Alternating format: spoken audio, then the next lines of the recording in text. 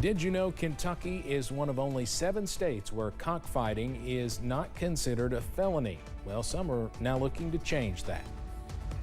And several organizations in Pike County are partnering to create a domestic violence coalition, why organizers say the group is needed.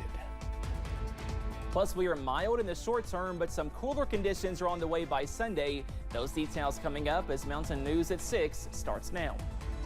Dedicated to Eastern and Southern Kentucky, this is WYMT Mountain News at 6. Kentucky lawmakers may vote on a bill this year to increase the penalties for people who participate in cockfighting. The bill was set to be heard in a committee this morning, but it was delayed. Senate Bill 243 would make cockfighting a felony. It's now just a misdemeanor in Kentucky.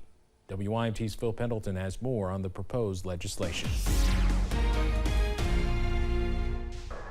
Engaging in cockfighting is already a crime in Kentucky, but if Senate Bill 243 becomes law, it will change from a misdemeanor to a felony. We believe that 243 will not only create a fear factor among these cockfighters, it will give law enforcement a greater incentive to make the arrests. Joseph Grove with Animal Wellness Action says the current penalties are not stopping the practice. And we have many undercover videos of recent cockfights in more rural parts of the state.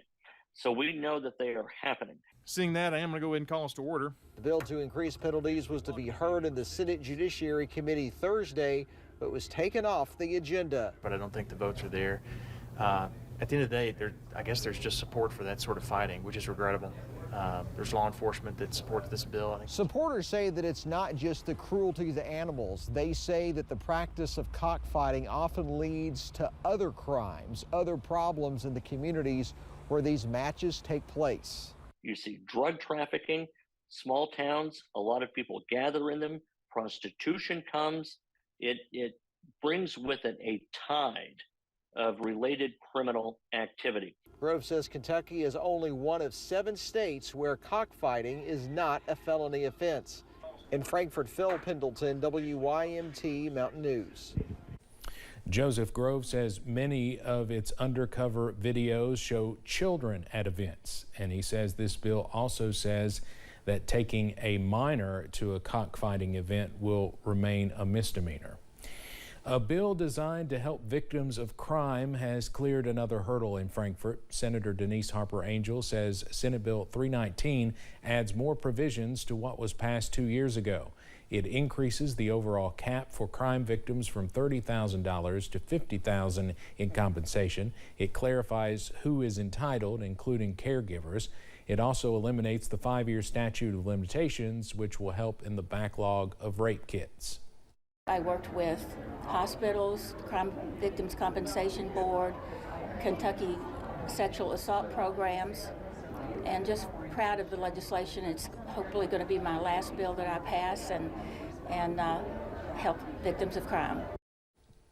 The bill has bipartisan support and passed the Senate Judiciary Committee unanimously. Chairman Whitney Westerfield commended Harper Angel on her work in standing up for victims of crime in her years of service in the legislature. A bill that could restrict drag shows is moving forward without the word drag in it. The Senate passed SB 147 last night. The sponsor says it's meant to keep adult businesses away from children. It specifically included drag in a definition of adult cabaret, but the new version of the bill takes out the word drag. It now goes to the House. The ACLU is sounding the alarm on a health care bill. SB 239 would protect health care workers who refuse to do procedures for religious reasons. The ACLU says the bill targets LGBTQ people. Sponsors say the bill's focus is worker recruitment and retention. The bill has not made it out of committee.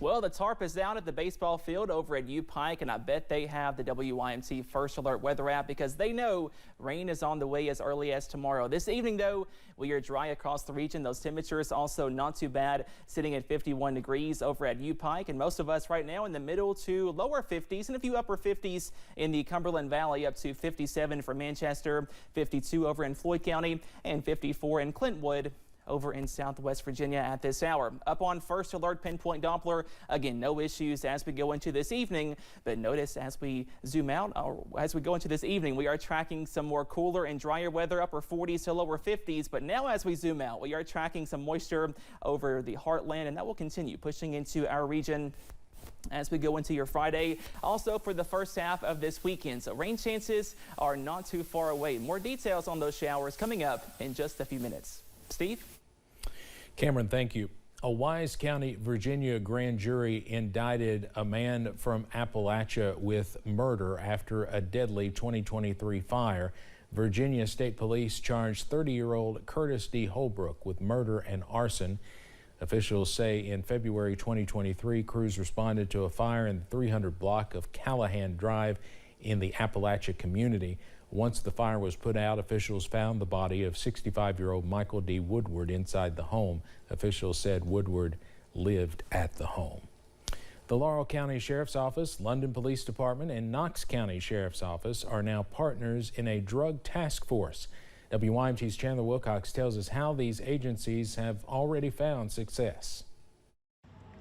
It is not uncommon for different law enforcement agencies to have cases that cross into each other's jurisdictions. A lot of times leads will, where we can get drug buys, will lead us outside of the county, and a lot of times it led to Knox County. That is why agencies like the Laurel and Knox Sheriff's Offices signed an interlocal agreement to give both organizations jurisdiction in both counties. Laurel County Sheriff's Office Major Robbie Grimes says together the two departments have found success. It's getting harder to get people to come to Laurel County to sell dope, if you know what I mean. They want to go somewhere else instead of here. Knox County Sheriff Mike Smith told WYMT that thanks to the partnership, communication is faster. He said, quote, "This allows our departments to exchange information rapidly, as well as combine resources to combat illegal drug trafficking," end quote. Those with the Laurel County Sheriff's Office say they have had a busy last 2 weeks with drug busts. They recently arrested a man who was carrying more than 100 grams of fentanyl. It's probably one of the biggest fentanyl busts that I can think of here recently. Grimes says they have caught a combination of drugs. Meth, we're seeing more fentanyl, obviously, but meth is still one of the biggest drugs that we're seeing right now. Grimes also says they are in talks with another sheriff's office that may join the task force. He said they are not yet ready to announce who it is. In London, Chandler Wilcox, WYMT Mountain News. The Laurel County Sheriff's Office has 2 officers dedicated to the task force, along with 2 narcotics detectives that help out as well.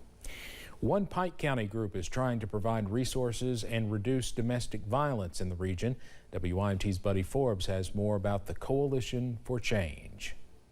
When it comes to domestic violence, health officials say the numbers don't lie. 1 in 4 women and 1 in 7 men will experience physical violence from an intimate partner in their lifetime. But they also worry the popular numbers for domestic violence helplines may not always work. So it concerned me that maybe someone suffering from domestic violence would finally get up the courage to reach out to the national hotline or to chat and receive that message that their carrier service didn't provide the service or no one answered that line. After the Allen officer shooting in 2022, which began with a domestic violence call in Floyd County, Pike County officials began focusing on developing resources for folks in domestic violence situations. There was much interest in forming a domestic violence coalition.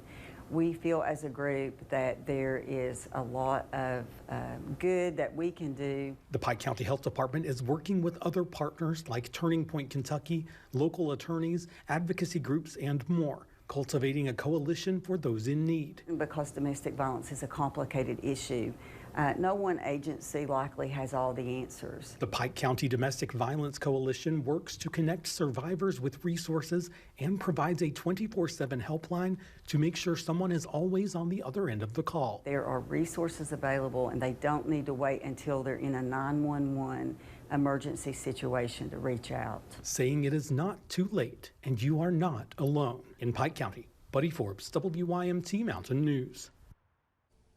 The Turning Point helpline for domestic violence can be reached by calling 800-649-6605 or texting 606-792-2291.